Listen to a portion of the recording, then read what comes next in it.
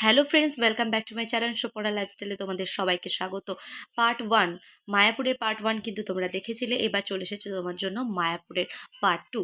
আমরা কিন্তু হোটেল থেকে বেরিয়ে গেছি, আর এখানে হোটেল বুক করেছিলাম। সেই হোটেলটার নাম ছিল নিত্যানন্দ কুঠির। তো এখান থেকে আমরা যে উদ্দেশ্যে বেরিয়েছি সেটা হচ্ছে খাবারের। তো তারপরে দেখতে পেলাম এখানে কিন্তু ফুলের খুব সুন্দর বাগান। আর এ হচ্ছে আমার মা বাবা, আর এটা হচ্ছে আমি, তোমরা তো সবাই জানো। আর এই হচ্ছে আমার মেজো বোন আর আমার মা। তো তারপরে আমিও কিছু ফটো তুললাম। তোমরা কিন্তু অবশ্যই জানাবে কমেন্ট করে যে আমাকে কেমন লাগছিল। তারপরে এই যে দেখতে পাচ্ছ, একটা বাচ্চা ছেলে আর একটা মেয়ে দাঁড়িয়ে আছে। এরা কিন্তু দুজনেই মানুষ, দেখে মনে হচ্ছে পুতুল, কিন্তু ওরা খুব সুন্দর দেখতে ছিল। তারপর যে হাঁটতে হাঁটতে যে উদ্দেশ্যে রওনা দিয়েছি, সেই খাবারের উদ্দেশ্য কিন্তু আমাদের পূরণ হয়েছে। এখানে কিন্তু দেওয়া হচ্ছিল খিচুড়ি ভোগ।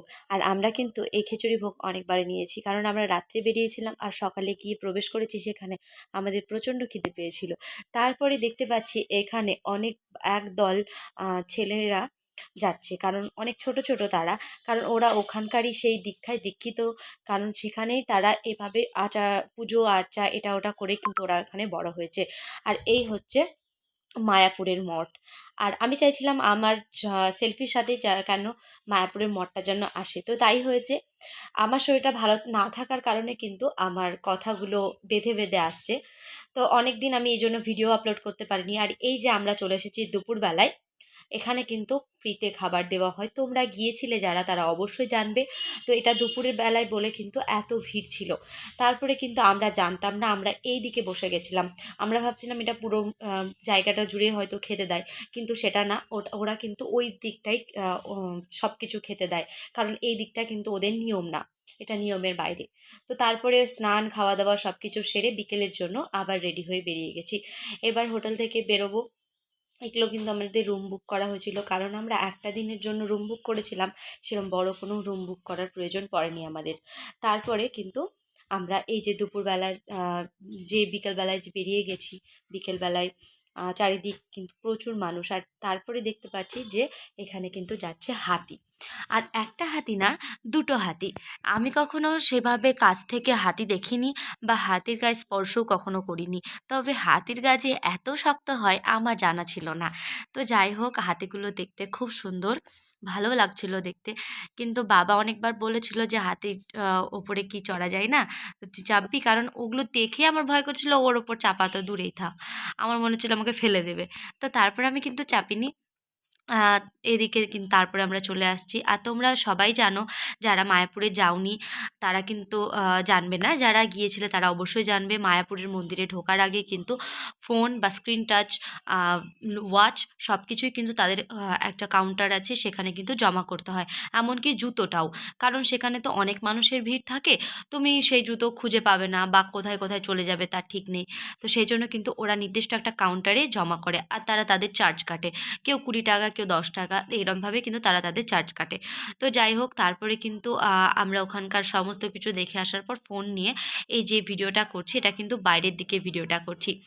কারণ বাইরের দিকে দেখতে পাবে তোমরা চারিদিকে ঝর্ণা, তারপরে আরও সুন্দর দৃশ্য, খুব সুন্দর। আর এখানে সবারই কাছেই দেখা হলে কিন্তু হরে কৃষ্ণ এটা বলতে হয়, কারণ সেখানে তো কৃষ্ণের জায়গা।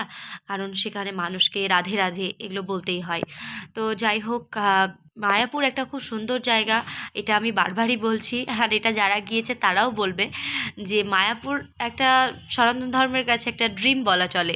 কারণ বেশিরভাগ মানুষই মায়াপুর যাওয়ার জন্য কিন্তু উৎসুক হয়ে বসে থাকে। মায়াপুর সত্যিই খুব সুন্দর একটা জায়গা। আর সত্যি কথা বলতে, তুমি সামনে থেকে দেখিলে আরও বেশি সুন্দর একটা দৃশ্য দেখতে পাবে। আর এই যে ঝর্ণার যে জায়গাটা, সেটাও খুব সুন্দর। তারপরে কিন্তু চলে যাচ্ছিলাম তিলক টানতে। তো চলে এসেছি রাস্তার ধারে তিলক টানতে। আমাকে কি একটা বলেছিল, আমার খেয়াল নেই। তো তার জন্য কিন্তু আমি এভাবে ঘাড় নেড়ে হাসলাম। তারপরে চারিদিক কিন্তু বেরিয়ে আসার পর আমরা চলে এসেছিলাম যেটা সবথেকে আসল জায়গা, যে আসল জিনিস দেখার জন্য মায়াপুর যাওয়া হয়, সন্ধ্যা আরতি। তো এই সন্ধ্যা আরতি দেখার জন্য কিন্তু আমরা প্রায় 5:30টার আগেই এখানে চলে এসেছি। 5:30 না, 5টার আগেই প্রায় এখানে চলে এসেছি।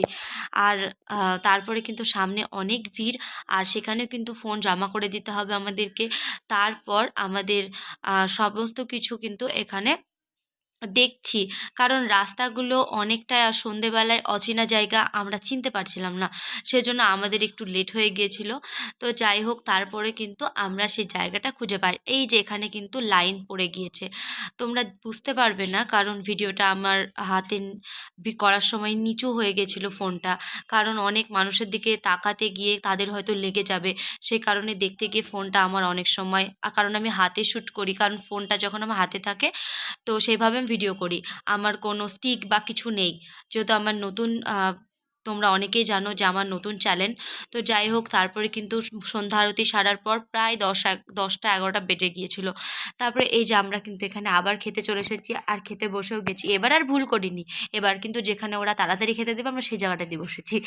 বুদ্ধি আছে আমাদের। তো যাই হোক হ্যাঁ, বসে গেছি। তো যাওয়ার পরে কিন্তু এখানে দাঁড়িয়ে আছি। কারণ আমরা যে রুমে থাকবো সেই রুমে কিন্তু প্রচণ্ড পরিমাণে মশা। আর আমরা সেখানকার দোকান বা এত কিছু আমরা চিনিও না। কারণ একটা দিনের জন্য গিয়ে আমরা কতটুকুই বা চিনবো। তো সেইজন্য আমাদের খুব একটা চেনা নেই। সেজন্য আমার একটা দাদার একটা বন্ধু, ও কিন্তু ওই ধূপ দিয়ে যাবে। কারণ ধূপকাঠি দিয়ে যাবে মশা তাড়ানোর জন্য। তো সেইজন্য কিন্তু আমরা দাঁড়িয়ে আছি। তারপর ওরা দাঁড়িয়ে থাকলো, আমি কিন্তু এই সাইডে চলে এসেছি ফটো সেশন করবো, কিছু রিলস বানাবো সেই কারণে। তো তোমরা ইনস্টাগ্রামে গিয়েও আমার রিলস দেখতে পারো। সুপর্ণা সাহা নামে আমার রিলস কিন্তু আছে। তো তারপরে এই দেখো আমি খুব দেখাচ্ছি যে এমন মনে হলো যে আমি মুখে তাপ দিচ্ছি, কিন্তু না, আসলে আমি দেখলাম যে আমাকে অন্ধকারে তো কেমন একটা লাগছে, তো দেখি আলোতে কেমন লাগছে। তারপরে কিন্তু আমরা রুমে চলে এসেছি, এবার ফ্রেশ হয়ে ঘুমিয়ে যাব। পরের দিন আবার সকালবেলায় নবদ্বীপ উদ্দেশ্যে বেরোতে হবে। তারপরে নেক্সট ব্লগে কিন্তু তোমাদেরকে অবশ্যই দেখাবো যে সেখানে আমরা কি কি করেছি, তোমরা সাথে থাকবে। তারপরে রাত্রি হয়ে গিয়েছে, ফ্রেশ হয়ে কিন্তু আমি এক ড্রেস নিয়ে গেছিলাম, সেই ড্রেস পরে শুয়ে পড়েছি। আমরা নিচে শোয়ার কারণ দুদিকে দুটো খাট ছিল, কিন্তু সেটা ছিল সিঙ্গেল বেড। সেই কারণে কিন্তু আমরা নিচে সবাই মিলে একসাথে শুয়ে গেছিলাম, যেহেতু একটা রাত্রির ব্যাপার ছিল। তো তো তারপরের দিন এই দেখো ফ্রেশ হয়ে কিন্তু আমরা রেডি হতে লেগেছি। কারণ রেডি হওয়া শুরু হয়ে গেছে এই জন্যই যে আমরা নবদ্বীপ বেরোবো। তো ভিডিওটার সাথে থাকবে। আর ভিডিওটি কেমন লাগলো অবশ্যই লাইক করবে, কমেন্ট করে জানাবে। Thanks for watching.